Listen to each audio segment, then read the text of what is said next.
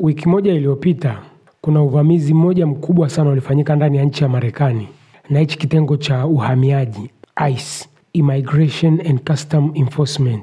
Sasa hawa jamaa katika jimbo la Georgia walivamia kiwanda cha Hyundai kinachojengwa na watu wa Korea Kusini.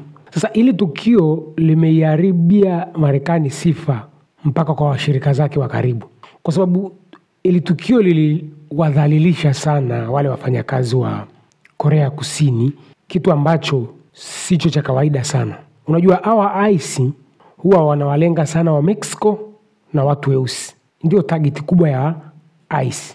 Mtu atajiuliza kwa nini ICE wanawatarget sana watu weusi na wa Mexico? Kwa sababu ndio wengi wanaohitajika Marekani kwa ajili ya kazi. Nitakupa mfano mmoja mzuri kidogo. Hapa Dar es Salaam ni mara chache sana huwezi kusikia polisi wa uhamiaji wamevamia viwandani au site na kuanza kuwakagua Waafrika wenzetu kwamba wewe ni Mtanzania, una passport? Hapana. Huwa wanadili na Wahindi na wa China, kwa sababu hao ndio wataalamu wanaohitajika nchini kwetu, Wahindi na wa China. Na hata barabarani wanaosimamishwaga na kuulizwa vibali vya kuishi nchini ni Wahindi na wa China. Sasa ndio hivyo hivyo kwa Marekani, watu ambao huwa wanasumbuliwa sana ni wa Mexico na watu weusi, kwa sababu ndio wanaohitajika kwa wingi kwa ajili ya kazi mbalimbali mashambani na kwenye ujenzi. Sasa ili tukio ambalo limelenga kiwanda cha Hyundai cha Korea ya Kusini ilikuwa ni well planned, organized, yani tukio ambalo lilifanywa utafiti kwa muda mrefu sana. Kwa nini? Kwanza kumbuka ICE ni kitengo cha serikali kuu, Federal Agency wanaita. Kwa hiyo ICE sio kitengo cha serikali ya jimbo. Kwa hiyo ICE hana mipaka. Sasa serikali kuu hii ya sasa tangia ingia madarakani, kipaumbele chake ni kupambana na uhamiaji holela, kwa minaji kwamba uhamiaji holela ndio unaosababisha uhalifu ndani ya Marekani. Ndio sababu za Trump hizo, sitaki kuzielezea kwa sababu hazina, sio kweli. Sasa ICE akisha kusanya ushahidi wake wa kutosha kwamba sehemu fulani kuna wahamiaji haramu, yeye anavamia kama vile genge la majambazi au sijui niseme genge la magaidi.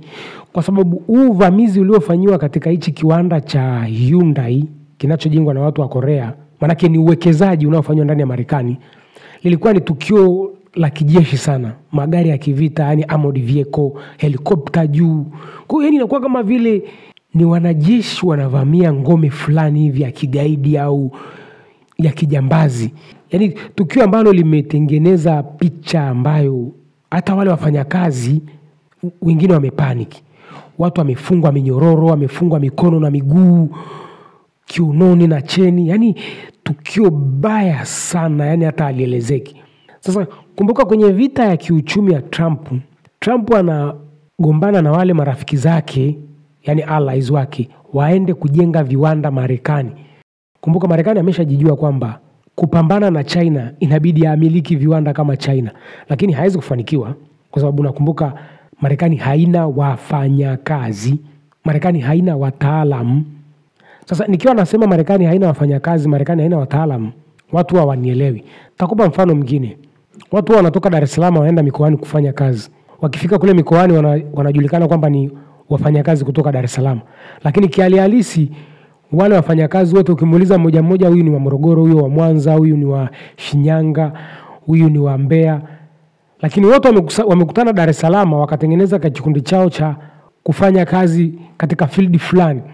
Kwa hiyo wanajulikana kama vile ni watu kutoka Dar es Salaam. Kwa hiyo unavyosema kwamba Marekani na wataalamu au wafanyakazi, tengeneza picha ya Dar es Salaam. Je, Dar es Salaam ina wataalamu au wataalamu wanatoka mikoani wanakutana Dar es Salaam? So hichi kiwanda kilikuwa kinajengwa na wa Korea Kusini chote kabisa. Huu ni uwekezaji wa watu wa Korea Kusini, lakini na pia wanaokifunga kile kiwanda ni watu wa Korea Kusini, kwa sababu hakuna Marekani mwenye taaluma ile. Kwa lazima uelewe, Marekani ingekuwa nao wataalamu, je, ingehitaji wa Korea? Unajua kitu msichokijua, Marekani kupambana na China ni ngumu sana. Yani ili Marekani apambane na China ni sasa useme kuna siku shughuli zote za kiuchumi za Dar es Salaam zitaendeshwa na Wazaramo. Yaani lazima nikufundishe kimifano kwamba Amerika ilipofika it's done, hakuna reverse gear. Yaani Amerika lazima ielekea kwa kina Roman Empire, kwa kina UK Empire, imeshafika mwisho. Sasa ili tukio limespark vita ya nchi na nchi. Kwa sababu huu ni uwekezaji ambao ni nchi nyingine inafanya ndani ya Marekani. Kumbuka Korea ya Kusini ilimwahidi Trump itawekeza zaidi ya dola bilioni 350. Nirudie tena. Wa Korea Kusini walimwambia Trump watawekeza zaidi ya dola bilioni 350 ndani ya nchi ya Marekani. Marekani sasa hivi hataki kuwa tena dampo la kupokea bidhaa. Marekani anataka watu wafunge viwanda wazalishe bidhaa ndani kwake. Sasa shida inakuja, hao watu wa kuendesha hivyo viwanda ni akina nani? Marekani hana watu. Inabidi kiwanda kifungwe na operators na technicians watoke kwenye nchi ambayo ndivyo viwanda vimetoka.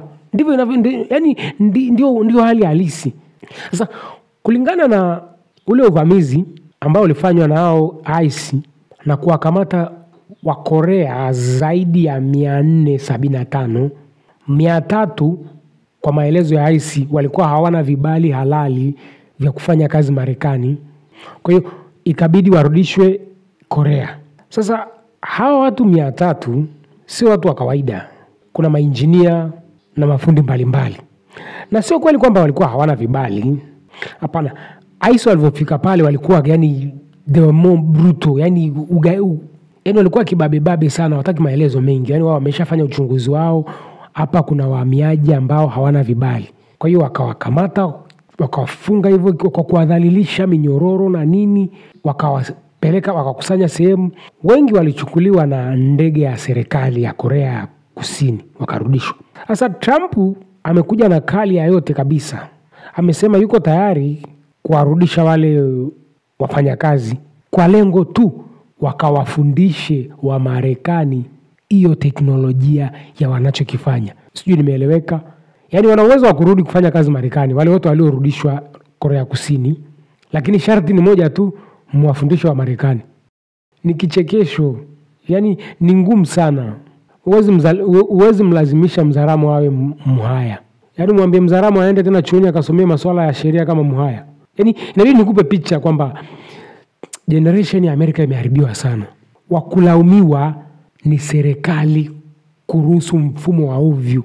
Ndugu zangu, katika dunia yetu hakuna kitu kinachoitwa uhuru. Mwanadamu lazima aishi kwa sheria na taratibu ambazo jamii inajiwekea kwa faida ya ile jamii iishi pale kwa muda mrefu. Yaani ukiacha tu jamii iishi inavyotaka, ile jamii itapotea yote.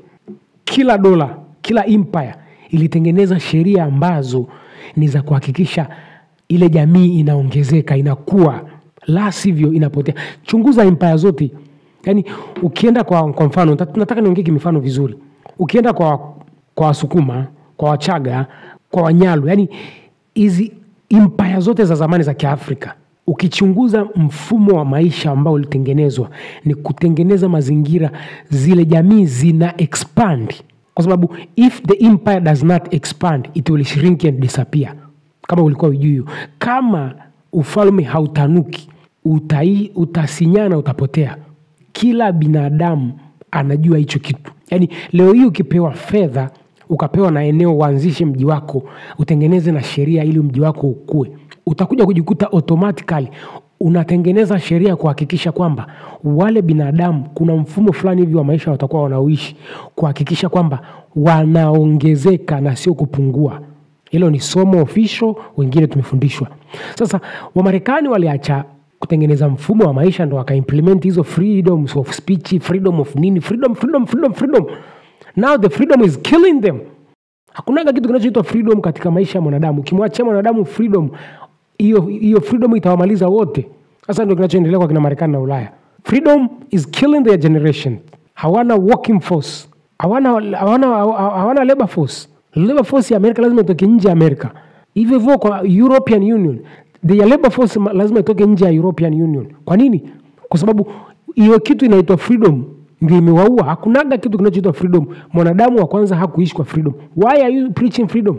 Freedom is a vocabulary of Satan. Kwa hiyo aibu inayokuja kumtafuna Trump ni kutuambia kwamba mainjinia warudi, sijui mafundi warudi, lakini wawafundishe wa Amerika wanachokifanya ili kesho na kesho kutwa wa Amerika waweze kufanya. Kakudanganya nani wewe Trump? Mtu anakata viuno jukwaani, anachukua $10,000, umwambia akajifunze kushika spana, alipe $2,000 kwa mwezi. Doesn't make any sense, Trump. We know how things are running in America. Akina mafashion show, mafashion sijui nini, hao wanapata mapesa ya ajabu. Na ni mfumo wa maisha ulitengenezwa hivyo ili kukidistract kizazi kisijifunze maswala ya teknolojia, au kizazi kisiwe kijanja kikaweza kwenda kinyume na ile wale the elite club. Unajua wale elite club wanapenda jamii iwe ya kizombi ya kijinga ili itawalike. Ndugu zangu, usione wale mazombi kule Philadelphia, watu wanaofuatilia mitandao wanaonaga kuna majiji yameshakuwa ni ya kizombi, vijana wamekuwa ni mazombi kabisa, wanakufa kabisa, yani kwa madawa ya kulevya. Hili haikutokea from nowhere. Kila kitu kina script. Iko script ilitengenezwa wale vijana wawe mazombi ili watawalike. Nimeshakwambia rule number 1 ya kumtawala mwanadamu, hakikisha hajitambui. So hizi rhetoric za Trump kusema kwamba wale wataalamu wa North Korea warudi Marekani ili wakawafundisha wa Marekani wanachokifanya, hata wakirudi kama Trump anavyopiga kelele, hakuna Marekani yuko tayari afundishwe sijui hicho anachofundishwa, akalipwe $1,500 kwa mwezi, akalipwe sijui $2,000. Kizazi chenu mmeshakitengeneza kwamba maisha ni pesa. Kama maisha ni pesa na mimi na njia nyepesi ya kupata pesa, kwa nini nifuate njia ngumu? Mtavuna mlichokipanda Amerika. Kwa hiyo the bottom line is Marekani imejaa wajinga na wavivu. Ndio maana wahamiaji inabidi wawe wanakwenda kwa ajili ya kufanya kazi. Kilimo kimekufa mpaka illegal immigrant warudi. Trump ameshaambiwa na state government kwamba au ICE wake wanaharibu mfumo wa kilimo, au ICE wanaharibu mfumo wa idara ya ujenzi. Hizo kazi zote hizo ni za watu wa kutoka Mexico na wengine kutoka huko tu Afrika. Wamekwenda kulima. Kuna video wanapendaga kuzifuatilia za tena wengi ni wa Kenya. Wanalima huko Marekani na wanapenda kushare na sisi hizo video zao. So, mtoto hawezi kuzaliwa pale Marekani mwambie alime wewe, wakati anajua kukata viuno na ingiza hela nyingi. So Trump, huwezi kuiokoa Marekani kwa siku moja, kwa miaka yako 4. Mmeshatengeneza mfumo wa maisha kwamba maisha ni pesa. Wewe mwenyewe umefanikiwa kwa exploit akina Tyson kwenye majumba yako ya starehe, hayo mahoteli yako. Tyson sasa hivi ndo anakumbuka shuka kumekucha, anauza bangi, haelewi hata maisha, lakini bado mnatumia image ya Tyson kwenye media huko, mnaingiza mabilioni na matrilioni. Taifa la Marekani halina sera ya watu wote wayafurahie maisha. No, wachache wawanyonye wengi. Hiyo ndio policy nayo watafuna wa Amerika. So Trump, the script which is killing America, maisha ni kugombea riziki. Na ukimkuta mwenzako amesinzia, unampiga nusu kaputi, analala kabisa, unamuibia kila kitu. Hiyo ndio sera ya Marekani. Wa Tanzania, hatuhitaji sera za Amerika kugombea riziki. Hatuhitaji sera za Amerika eti maisha ni pesa. Hapana. Maisha ni kukusanya riziki, mmeiweka mezani, mnakula kwa upendo. Tuelimike, tusiwe wasomi.